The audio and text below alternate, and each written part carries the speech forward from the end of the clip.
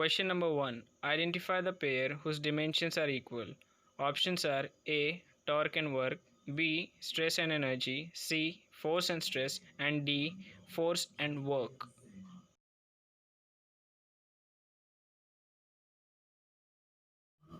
Solution. ठीक है, तो हमारा फर्स्ट ऑप्शन है टॉर्क एंड वर्क। तो हम लोग टॉर्क का डिमेंशन निकालेंगे। टॉर्क का डिमेंशन हम टॉर्क के फॉर्मूले से निकालेंगे। टॉर्क होता है रेडियस इंटू फोर्स, और रेडियस एक लेंथ है इसलिए इसका डिमेंशन हो जाएगा लेंथ। और फोर्स का डिमेंशन होता है M L T to the power -2। अब इसका कंबाइन आंसर हो जाएगा M L to the power 2 T to the power -2। ठीक है, अब हम निकालेंगे वर्क का डिमेंशन। तो वर्क और एनर्जी इक्विवेलेंट होते हैं, इसलिए वर्क का डिमेंशन और एनर्जी का डिमेंशन सेम होगा। और एनर्जी का डिमेंशन होता है M L to the power 2 T to the power -2। हम यहाँ पे लकी हैं क्योंकि हमारा फर्स्ट ऑप्शन ही करेक्ट है। यहाँ पे देखो एम की पावर 1 एम की पावर 1, एल की पावर 2 एल की पावर 2, टी की पावर -2 टी की पावर -2, इसलिए हमारा फर्स्ट ऑप्शन ए करेक्ट है। Question number 2. The dimension of pressure is equal to. Options are A. Force per unit volume, B. Energy per unit volume, C. Force, and D. Energy. Solution.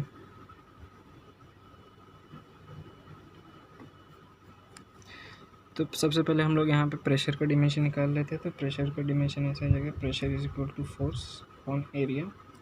तो जो pressure का dimension होगा हम force upon area के dimension से निकाल देंगे। तो फोर्स का डिमेंशन होता है M L T to the power -2 upon area.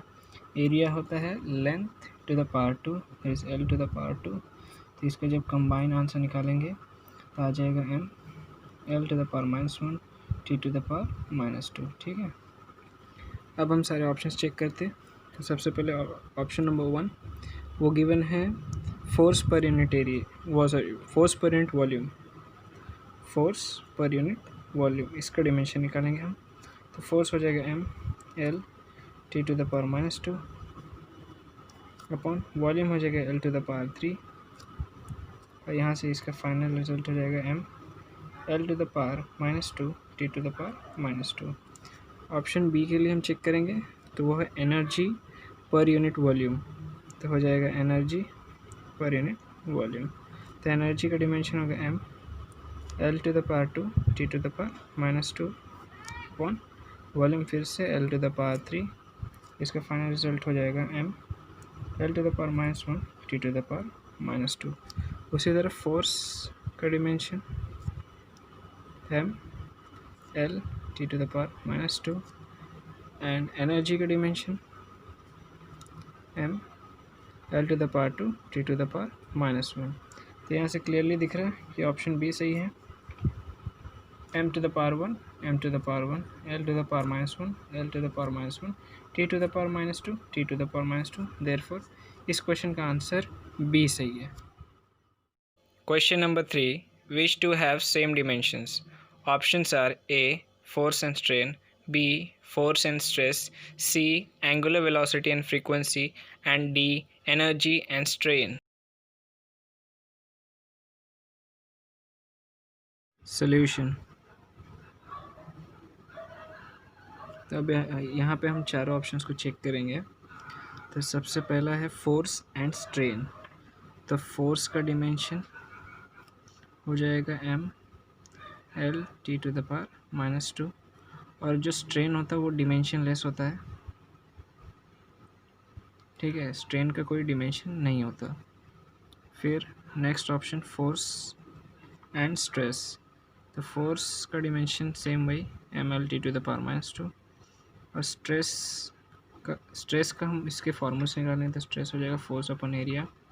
तो स्ट्रेस का डिमेंशन हो जाएगा M L T to the power -2 upon L to the power 2। तो जब इसका कंबाइन आंसर निकालेंगे तो आ जाएगा M L to the power -1 T to the power -2। तो यहाँ से भी दिख रहा है कि फोर्स और स्ट्रेस का डिमेंशन सेम नहीं है, और फोर्स और स्ट्रेस का भी सेम नहीं है। अब आते हैं एंगुलर वेलोसिटी पे। तो एंगुलर वेलोसिटी हो जाएगी ओमेगा और इसका डिमेंशन है टी टू द पावर -1 और है फ्रीक्वेंसी का भी डिमेंशन होता है टी टू द पावर -1। तो ये ऑप्शन सही है, तो हमारा इस क्वेश्चन का सी ऑप्शन सही है। Question number 4. The physical quantities not having same dimensions are. Options are A. Speed and mu naught into epsilon naught की power -1/2. Option B. Torque and work. Option C. Momentum and Planck's constant. And option D. Stress and Young's modulus.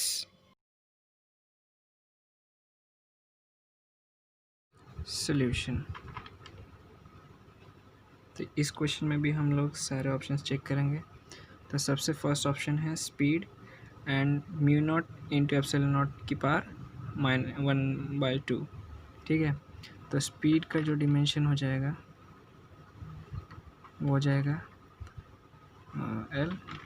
L⁻T−1, और जो ये है mu naught into epsilon naught की power -1/2, ये हम इस formula से निकाल लेंगे कि speed of light is equal to 1/√ऑफ mu naught into epsilon naught, और ये उसी फॉर्म में आ गया mu naught into epsilon naught की पावर -12। तो यहाँ से दिख रहा है कि mu naught into epsilon naught की पावर -12 का भी डिमेंशन स्पीड के डिमेंशन के बराबर ही है। ठीक है, तो फर्स्ट ऑप्शन तो हमारा नहीं है। Second, torque and work. तो टॉर्क हो जाएगा रेडियस इंटू फोर्स। अब इसका डिमेंशन निकालेंगे तो रेडियस का डिमेंशन होगा लेंथ, और फोर्स का mL⁻² तो कंबाइन आंसर हो जाएगा mL⁻² T⁻²। और वर्क का डिमेंशन होता ही है mL⁻² T⁻²। तो हमारा ये ऑप्शन भी सही नहीं है। अब आते हैं थर्ड ऑप्शन पे, मोमेंटम एंड प्लैंक्स कांस्टेंट। तो मोमेंटम होता है मास इनटू वेलोसिटी।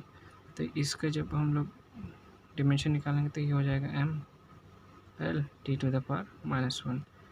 और जब प्लैंक कांस्टेंट निकालेंगे तो प्लैंक कांस्टेंट का हम लोग इससे निकालेंगे कि energy is equal to Planck constant into frequency. तो यहाँ से जब इसको हम शिफ्ट करेंगे तो हो जाएगा H is equal to energy upon frequency.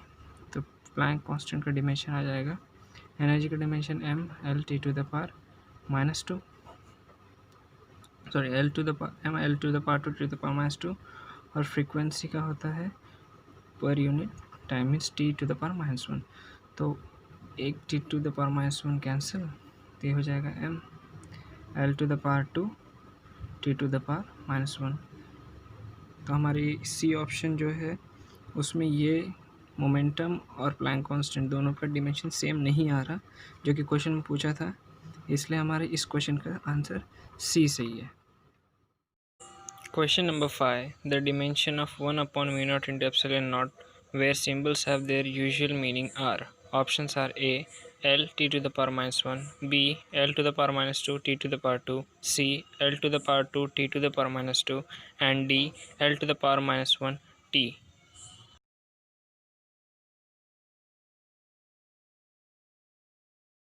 Solution. तो यहाँ पे गिवन है कि हमको 1/mu naught into epsilon not का डिमेंशन निकालना है। ठीक है, तो हम इसका डायरेक्ट डिमेंशन निकालेंगे तो बहुत टाइम लग जाएगा, इसलिए इसका एक फार्मूला होता है कि speed of light is equal to 1/√ऑफ mu naught into epsilon naught. ठीक है, तो हम यहाँ से इसका डिमेंशन निकालेंगे तो इसको थोड़ा सिंप्लीफाई कर लेते हैं। तो ये हो जाएगा c की पावर, सबसे पहले स्क्वायरिंग कर लेंगे तो हो जाएगा c² is equal to 1/mu naught into epsilon naught. आ गया यहाँ से कि dimension of 1/mu naught into epsilon naught is equal to dimension of speed of light to the power 2, therefore L⁻⁻1 की power 2, final answer L⁻² T⁻⁻2।